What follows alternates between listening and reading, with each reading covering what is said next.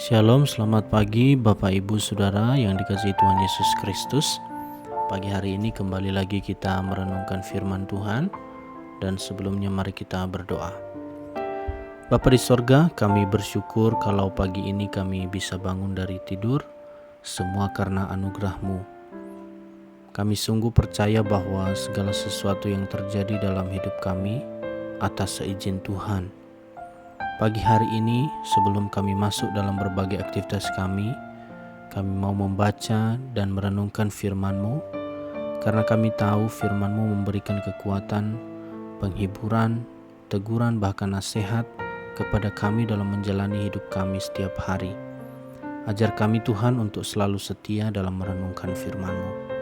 Dalam nama Tuhan Yesus kami berdoa, amin. Bapak Ibu Saudara, tema perenungan kita pagi hari ini yaitu merdeka dalam Kristus. Terdapat di dalam Galatia pasal 5 ayat 13 sampai 18. Firman Tuhan berbunyi demikian. Saudara-saudara, memang kamu telah dipanggil untuk merdeka. Tetapi janganlah kamu mempergunakan kemerdekaan itu sebagai kesempatan untuk kehidupan dalam dosa, melainkan layanilah seorang akan yang lain oleh kasih. Sebab seluruh hukum Taurat tercakup dalam satu firman ini, yaitu kasihilah sesamamu manusia seperti dirimu sendiri. Tetapi jikalau kamu saling menggigit dan saling menelan, awaslah supaya jangan kamu saling membinasakan. Maksudku ialah, hiduplah oleh Roh, maka kamu tidak akan menuruti keinginan daging.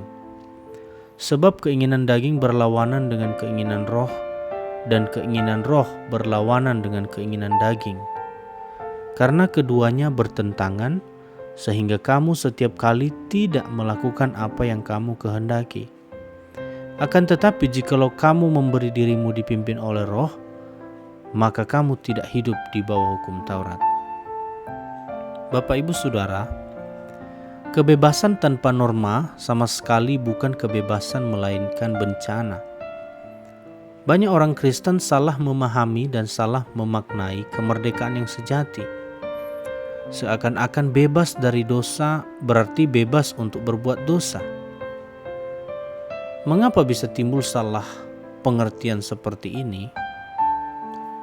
Saudara, kesalahan pertama adalah karena tidak mengerti fungsi hukum Taurat secara tuntas. Karena keselamatan adalah anugerah dan bukan diperoleh dengan menaati hukum Taurat. Banyak orang merasa ajaran-ajaran etika di hukum Taurat pun tidak perlu diberlakukan. Akibatnya mereka merasa sah saja melanggar hukum Taurat. Padahal hukum Taurat mengajarkan jalan-jalan yang benar untuk dilakukan anak-anak Tuhan. Tuhan Yesus sudah merangkum hukum Taurat menjadi hukum kasih di ayat 14. Kesalahan kedua adalah karena salah mengerti maksud Tuhan menyelamatkan orang berdosa. Seseorang diselamatkan agar menjalani hidup dalam kasih. Jadi, anak-anak Tuhan dimerdekakan dari perbudakan dosa dan dari kutuk hukum Taurat supaya dapat mempraktekkan kasih ilahi kepada sesamanya. Bagaimana cara mempraktekkan hukum kasih itu dan tidak terjerat kepada keinginan-keinginan daging? Hanya satu cara, yaitu dengan menyerahkan hidup kita dipimpin oleh Roh. Kita harus melawan setiap keinginan daging yang masih mau menguasai kita dengan cara membiarkan Roh Tuhan memimpin hidup kita. Di ayat 16 sampai 18. Bapak Ibu Saudara yang kasih Tuhan, orang yang belum diselamatkan berbuat dosa karena memang dibelenggu oleh kuasa dosa. Namun, anak-anak Tuhan hidup mempraktikkan keadilan, kebenaran, dan kekudusan sebagai pernyataan kasih mereka kepada Kristus Yesus dan kepada sesama. Bukti kasih mereka kepada Kristus adalah berupa kerelaan diatur dan dipimpin oleh Roh. Bukti kasih mereka kepada sesama adalah menjadi berkat dan teladan hidup beriman bagi sesama. Demikian renungan kita pagi hari ini Bapak Ibu Saudara. Biarlah di dalam kebangkitan Tuhan Yesus yang menunjukkan bahwa kita telah dimerdekakan, kita tidak salah mengerti tentang kemerdekaan itu, namun kemerdekaan itu adalah tanggung jawab bagi kita semua untuk melakukan kehendak Kristus. Mari kita berdoa.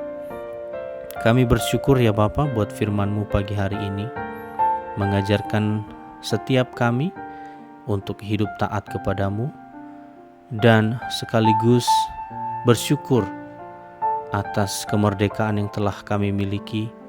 Engkau yang telah menebus setiap dosa kami di atas kayu salib. Dan biarlah tanggung jawab kami sebagai orang Kristen, kami lakukan dengan sungguh-sungguh, dengan hidup taat akan firman-Mu. Terima kasih Bapa, kami siap dalam melakukan berbagai aktivitas kami hari ini. Kiranya Tuhan memimpin setiap apa yang kami lakukan, sehingga di sepanjang hari ini yang kami lakukan adalah menyenangkan hati-Mu. Berkati kami semua, berkati keluarga kami, berkati seluruh jemaat Gereja Pau Kemang Pratama. Dalam nama Yesus kami berdoa. Amin.